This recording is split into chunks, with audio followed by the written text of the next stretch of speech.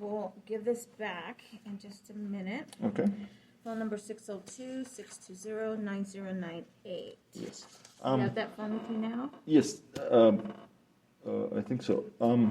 Text message is easier for me have the computer read it to me. So if that's possible, if not, What do you mean? I'm sorry. Receiving and making calls is difficult for me. I'm in a remote area, so if somebody could text me and then I could Well, set they're up. going to call you right now.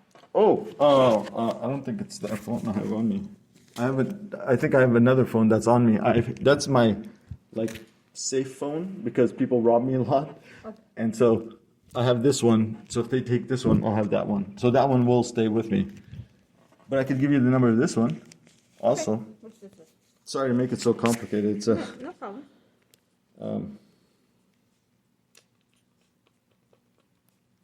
480-207-0078.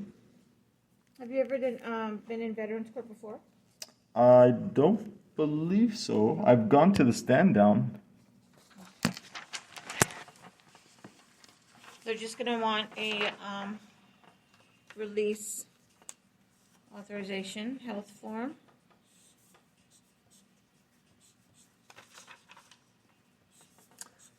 Also, if I can, I don't know who I'm supposed to ask about the teleconferencing or video chatting, or because I'm 2.5 hours drive each way. Well, you know what? I could just do it right here, so that way you don't have to worry about that. Oh, that'd be fantastic. Okay. I'm sorry, you said this is a release of my... It's a release for authorization of health information. It's what they need for Veterans Court. Oh. And I'm going to have Melvin come out and talk to you. He's a Veterans Court coordinator, and he could explain any questions you might have. Okay, because the reason I'm in all this mess is because I signed papers thinking somebody was representing me, so... Okay, if you don't feel comfortable... I just want to be sure I don't make a mistake, that's all. Not a problem. I'll have Melvin come out and explain it better for you, and that way you'll know. I agree. Don't sign anything unless you know what it is. Yeah. Okay, so is the $3,000 a pension that you're receiving from the disability, yes. disability? Yeah. That's roughly, I don't know the exact... That's fine. Okay. This address, is that a house or apartment? That is a triplex. That is my primary residence. I have the VA loan on. Okay. But that's the address I'm not allowed to be at. Oh, okay. But you could get mail there? No, the mailing address is a different address. So that's what we want. She had it on the system. It's a Michigan address. Let me look it up here. All this.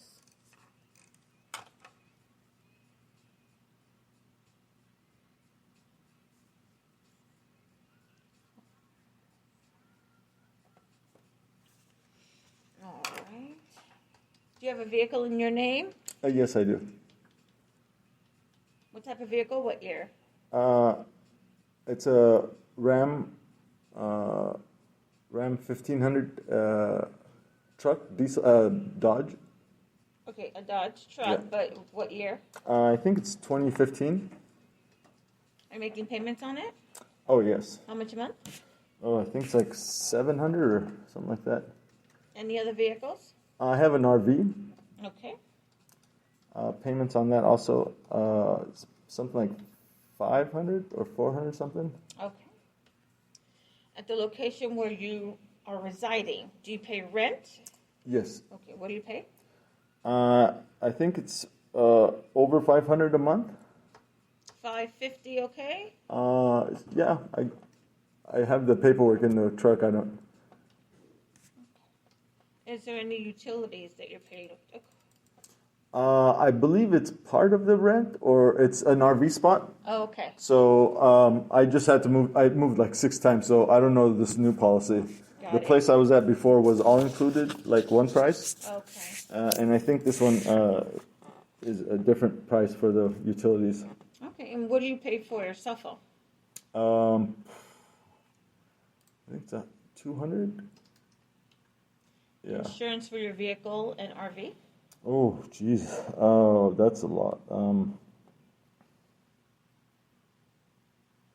I think the insurance on the truck, oh man, what was it? Round figure's fine. I think it was about 150 a month or 200. It has to be full coverage because I'm making payments.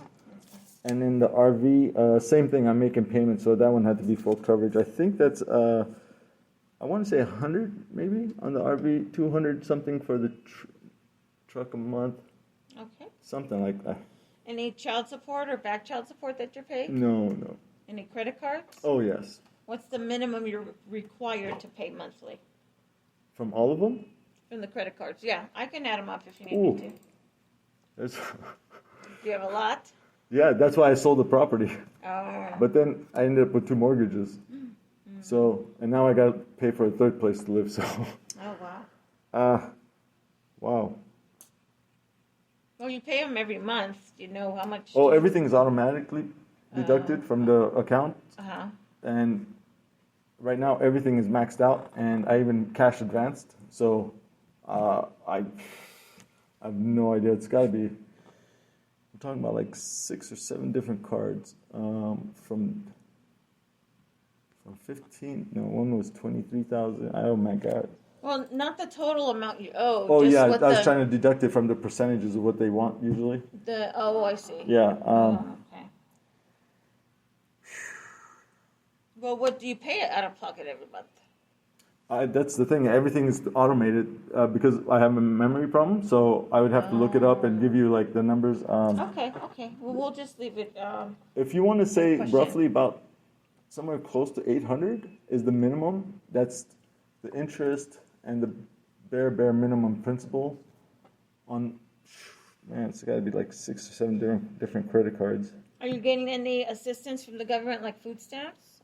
No. Okay. The sale on the property was going to cover all these debts. Okay, but that hasn't been sold yet? He tricked me and put a second mortgage on it, and I'm not allowed on there. That's what this is all about. Oh, wow. Okay. I said I want to sell it. He goes, okay, I'll buy it. The realtor, license. And then we went and signed paperwork. And then they said, oh, you got a second mortgage. I said, I'm selling it. How do I? And he said, I never represented you. So now the cops think I'm trespassing on the property. I have 2 mortgages. And now I have to find another place to live because the How buyer. did he do that? Oh, this guy's been doing this for 14 years. Oh, wow. And I called everybody, civil rights, housing authority, everybody. Everybody says get a lawyer. And I'm homeless and I'm in debt and got 2 mortgages. Oh, my gosh. So I can't afford them. Yeah. So everything's like not only bad, it's like negative, you know? Oh, Extra my gosh, debt. yeah. And all the debt are adding up, plus the interest, plus the cash advance. Oh my God. I just hope this thing sells. Or I guess it was sold, but I never got the money. So I can't seem to explain that to the police because they say on the title, the transfer completed. But instead of getting money, I got more debt. So I don't know what to do. That's awful. Yeah. And I even talked to the guy before he filed the protection thing. And it sounds like he does this, he targets disabled people for this reason. Because you can't imagine my emails of everybody I'm trying to contact. Everyone's like, well, go here. And I'm like, I don't know how to do that stuff. Oh, gosh. And he knows it. Well, hopefully, yeah, but they have their foot in the door in other places that they might be able to help you with. Yeah. Okay. And maybe, direct you in the right way, in the right path. That sounds excellent. That's what everybody's been doing, directing me away from that. And I know it's a civil case. Yeah. He knows that too. But I think once I got arrested and, treated horribly and got physical pains from it, I think it became more serious than just a paperwork kind of stuff, Yeah. Well, it's serious with your housing and everything. Yeah. Okay, so we'll have you come right over here. I'm going to call Melvin to come out and speak with you. Okay.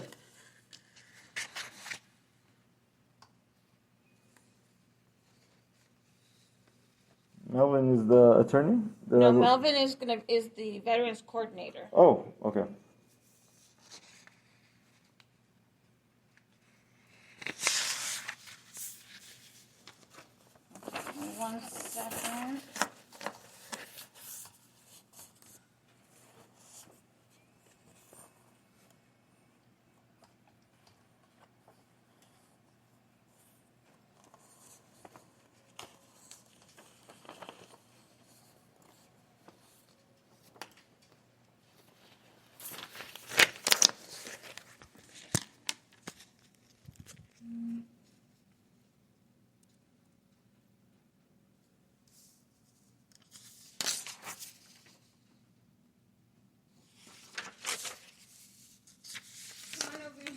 Okay.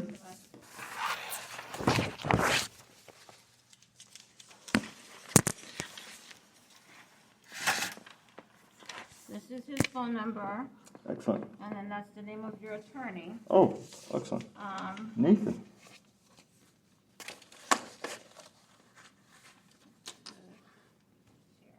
Okay, let me contact with you. Thank you.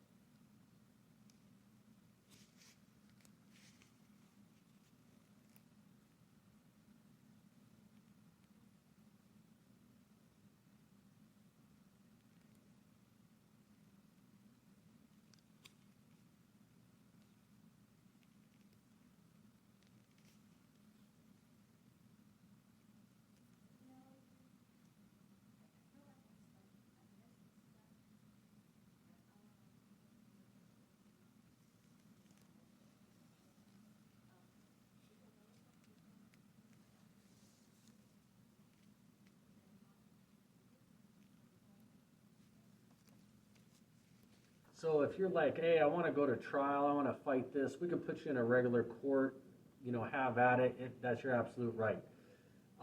If you're interested in veterans court, it being a treatment court, we do all kinds of stuff. We help out vets with housing, employment. We even got a guy that comes in and helps people file claims. We can, if you need a copy of your DD 214, we can help you order that. We do all kinds of stuff. To go into the Veterans Court, basically, I'm saying that I accept guilt or not really guilt, but let me get some help kind of thing, basically. If you were here like on a DUI or an assault, you might have to admit guilt at some point. With the trespass, and I asked him to represent me. So the whole time I'm thinking he's representing me. Right. In the papers, it says I'm representing myself. Got 2 mortgages. He's collecting the rent. I'm not allowed on that property. So I have to pay a third place. So, yes, I was there. I thought it was mine, especially since they didn't pay. I got that all in the text messages and printed out and everything. I just don't know how to file, who to file, and I did all the paperwork I thought I should do online, and I thought I sent it to everybody that it should be sent. And I went back, and then the police said, "You're not supposed to be here." It's still your property under your name. With 2 mortgages now. Yeah. Try to explain that to people who are just like, hey, we got to go get out of here. All right. So the Attorney General has like a fraud. I have spent hundreds, civil rights, the Attorney General, the JAG, or Department of Justice, everywhere. If you I show you emails, everyone is saying, go there. When I go there, they say, wrong department. Good luck. Yeah, 'cause people don't know what to do. It's so complicated. It took me about a week and a half of going to offices just to begin to understand. So what happened is the second mortgage is paying the VA loan and also sending me $500. So basically, he's taking money out of my pocket to pay me on the property that he's collecting $6,000 a month from the renters. So that's a civil case, I understand. But how can I get a protection order telling me I can't return to my property that I owe 2 mortgages on? Yeah. Man. Just to explain that it's complicated. Right. Real estate agents have licenses. Yes, I've contacted the board of licensing. And they said, well, write up a report. And I'm like, I'm not that good in writing. And she said, well, I can't take your complaint. So, yeah. By the way, all this is being recorded. I tell them, is it okay if I record because I have a memory problem? And they say, yeah, including the gentleman who's licensed for 14 years tells me he targets disabled people because there's nothing you could do. That just blew my mind. I'm thinking somebody's going to rush in and arrest this guy. Nope. No, nobody is saying anything. How does he have a VA loan on a property that the veteran is not living on? It was hard to get me to get the VA loan, and I'm the veteran. I'm a vet and I got a VA loan, and you got to live on it for 2 years before you can rent it. That was not easy, right? You got to get all these qualifications, approvals. He just, and all of a sudden, I can't reuse that VA loan because it's still locked into that property under my name. And with the second mortgage, no one's going to lend me any money to buy property. I just don't understand how he is able to collect the money. Yes, the rent. Because on title, the company he says he works for, he never told me that, is the owner. He's the manager. So, in a loop-de-wild kind of way, he never told me he's buying it, or a company is buying it. He said he's buying it from me. And I'm backing his loan? That doesn't make sense. Have you tried to contact somebody through the VA loan to let them know? Everybody, from the VA loan, from the fraud alert, from the FBI.